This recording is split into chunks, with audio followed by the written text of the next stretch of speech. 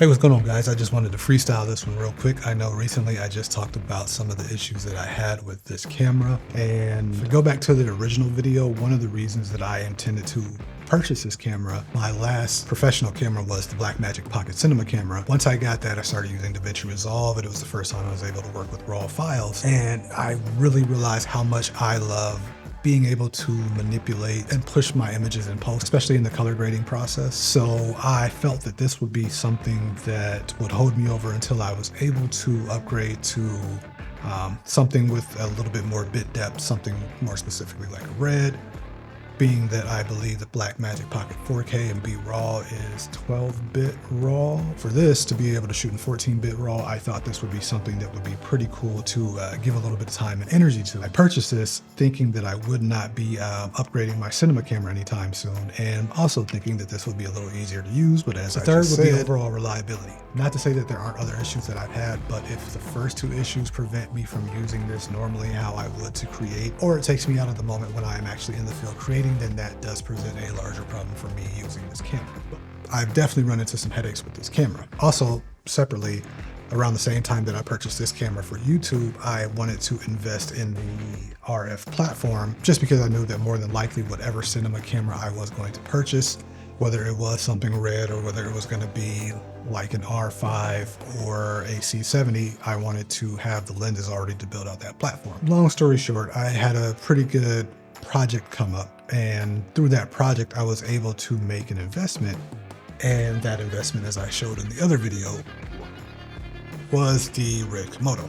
So today I'm just going to give you guys a few quick reasons as to why I purchased this camera over anything else, because honestly there are a lot of cameras out there right now that offer a lot around the same price point, and you really can't go wrong. But a lot of people would have went probably with a Sony FX6, FX3, Blackmagic 6K Pro, or maybe even an R5C. But for me, I felt like this was the camera to go with, and I'll break down some of my reasons why now.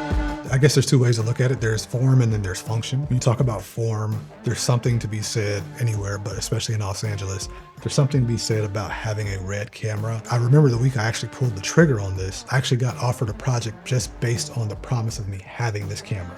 And a lot of times when you are trying to get onto commercial or larger production sets, they're going to want to rent out a second cam or a B cam or a backup cam. So if you can offer yourself and your skill set as well as the camera that they need in a package deal, then it kind of works out for you. So there is something about the name RED. Whether the merits of that are true is a total different thing, but it can get you on different sets that other cameras may not. It will fit into the workflow of a lot of commercial or mid-sized productions, or as a B or C cam or even a crash cam for larger productions. You can also create a whole kit, which I'm working on, to be able to just rent this out on something like ShareGrid to make additional money off of. But the first main personal reason for me, as I said before, with wanting to get into this EOS M was the raw codec. As I said before, I do believe that the Blackmagic cameras shoot in 12-bit RAW.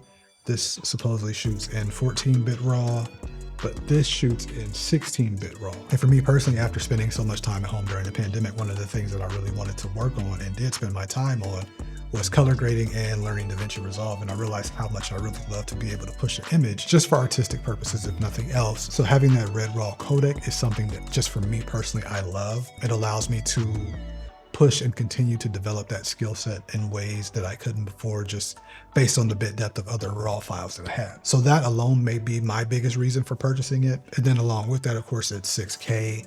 It has that RED look to it. I think the most pleasing images still come from an RE camera. That's an even higher price point, but besides RE cameras, I think REDs put out the best image. And considering how much you can push those in post, for me, that was another huge selling point. The next being, obviously, it has the same lens mount as most of the lenses that I own or that I have adapted. Like, I have a whole set of Canon FD lenses that just have an FD to RF mount. So most of my lenses can work on here, and especially my native RF lenses that I've been using to create content on this channel with, or that I've been making content about.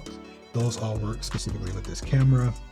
The next thing is going to be just the form factor. Of course, I have this rigged out fairly large right now, but just being this little cube that can pack away in my backpack, and the fact that it can just take the smaller batteries. If you wanted to take this out somewhere, you could be pretty inconspicuous with it and you could just use the top monitor. You wouldn't need all this, but along with that size, going back to the form, the way that you can build this out and accessorize it to be something that could be used on a larger production, I think that's amazing as well. There are a lot of other things. The DSM-C3s are the first RED cameras that don't use proprietary media. So even though you will need a much higher speed CFast 2 card, these are the same type of cards that my Blackmagic Pocket cameras took. So that's amazing to have instead of thinking about purchasing RED mini mags and mini mag readers. So yeah, I just wanted to give you guys a real quick breakdown on why I purchased this.